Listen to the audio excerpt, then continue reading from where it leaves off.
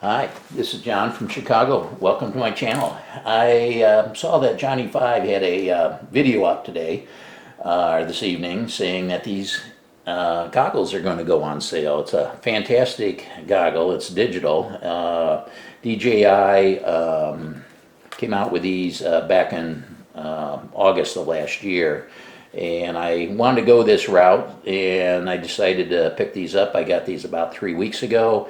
And I knew once I buy them, they'd go on sale. So these list for $529, and they're going tomorrow or after midnight tonight. They're going to be $409. And this is basically what you need to go digital. You need this, and then you need a air unit. This is the Vista air unit, and this whole quad, I paid $200 from Banggood. I got the VisiWhoop today. I ordered it about a little over a month ago, and it just came in today. I got 2 flights with it. I'll show you some flight footage later. The other quad, I got tired of waiting for that, so I went out and spent $329 and got myself a Holy Bro Copus Mini. And this is a 3-inch, and it has a full-size air unit, and it has a DVR, and that has a little bit more weight. So that's the differences between these. These are 3-inch props, no prop protectors, and this is higher quality quad than what this is. But this works great for $200, and the goggles for $409 now. For $600 or just over $600, you can try digital, and it's something that's really worthwhile looking at. It's immersive. You have a big screen. The first time you put them on, you say, wow, look at all that area. In fact, the screen's almost too big for some people. You got to shrink it down, or you can shrink it down, but I like watching it big, and I'm not even in, I'm using 5.4. You could use either format, so it's fantastic. I'll do another review coming up in a couple of weeks, going into all the data that I normally do on these. Like I'll do thrust tests, got a new way of doing thrust tests. I'll do range tests. My 300-meter track is not going to be long enough to do a range test on to do these. I hear you might be over 1,000 meters on some of these, although I don't think my Fly Sky might, FR Sky might make 1,000 meters, but I'll need to figure out a new range testing spot, some out of the way road.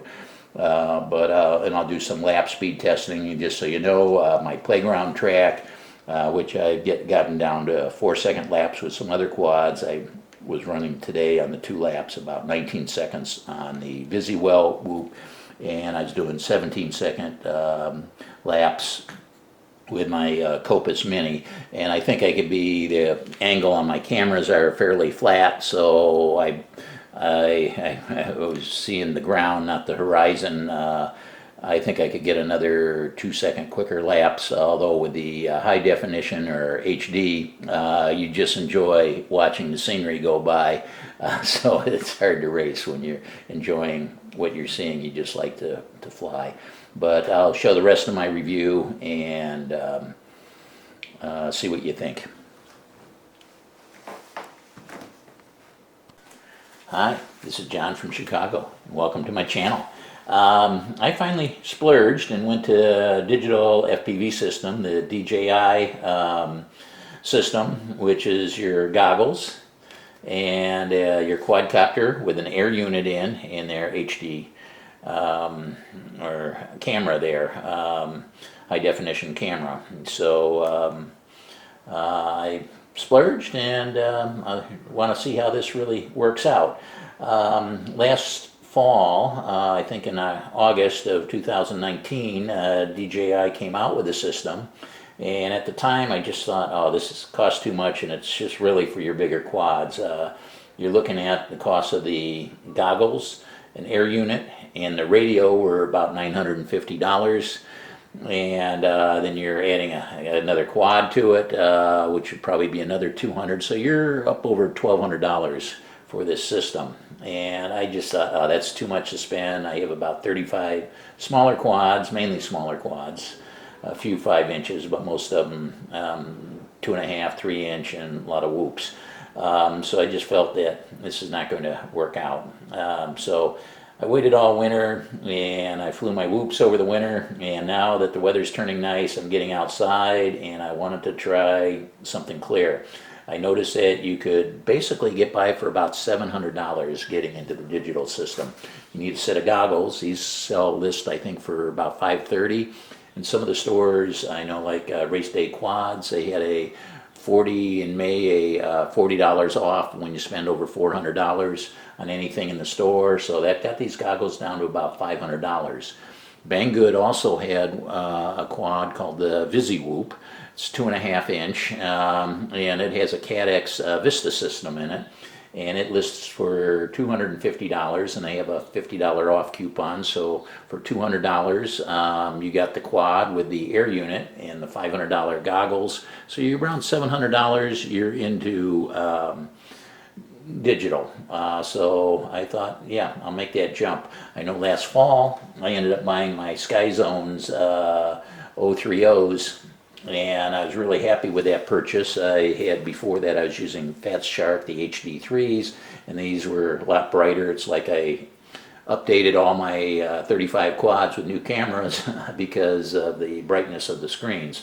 So I thought this will be even bigger jump going to digital. I won't have it in all 35. I'll probably only carry 2 or 3 air units, maybe 4 air units. So your quantity of quads will be lower, but the quality of the viewing will be a lot better. So I made the jump. I've been waiting for my VisiWhoop to come in, and it's been 3 weeks now. It hasn't come in, and I just got tired of waiting, and I knew it would be a while. So I ended up buying another quad. I ended up buying the Holy Bro Copus Mini 2. It was $330. I was wanted to buy it from HD or Race Day Quads, RDQ, but they didn't have it in stock, and they said it'd be about 3 weeks to come in. And I noticed Pyrodrone used to carry it too, but it was out of stock there also. So I ended up ordering it right from the factory. They had, I think, 18 of them on their sheet saying they were in stock. And it took me about 2 weeks to get this. It took about a week before they dropped it in the mail, and it got it in another week. They give you free DHL shipping. So I got both units yesterday. I connected them both to the computer, and I updated the firmware. That's the first thing you're to do. And then you have 2 little buttons. You take a toothpick and put it in there, and do the same thing with your air unit, and that binds them together basically. If you had the radio, you would do the same with the radio. You update your firmware, and then you push the little buttons, and that binds the 3 together. One of the advantages of, if you do get the radio, I didn't get the radio, is this system would be up and running. I would have probably been out flying already. Instead, I have a XM Plus, about a $13 receiver. I need to solder that into the 3 of the leads on here, the +5, the ground, and probably the R4 solder pads, and then I have to in beta flight, so I'm running this on aux 4, and it should be able to run, so hopefully later today or tomorrow I'll be up and running. Battery size, they recommend here's a 550, they say is the smallest. 650 or an 850 battery is what they recommend. Here you get pretty long flight times, so we'll see which one works the best. I know people that actually run 1300 milliamp hour batteries on here also. But I'm anxious to get this up and running. After I bound the 2 units together, you could see what the camera looks like, and I could tell you it's quite immersive. When you're looking at that screen, you're seeing everything, and it's super clear. So it should be great for flying once you get used to it. But I'm looking forward to it, and hopefully in a little bit I'll show you that.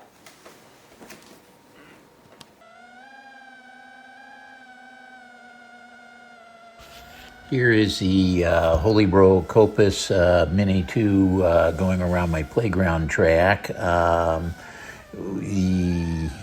camera is crystal clear. You're seeing the same image in the goggle. This is being recorded on the DVR. Going out in the big field now. Power loop. Handles great. Just getting used to it. This is my, I think, second flight. on this quad, and it's a nice quad. What you don't see on the screen is the immersiveness of the view. The goggles are really large screens, and all you're seeing is this image. So it's pretty immersive, and it's crystal clear. This is off the DVR, but it's the same as what you're basically seeing in the goggles. Maybe a little clearer if you start to get some of the breakup on the edge. Now we're going into the VisiWhoop.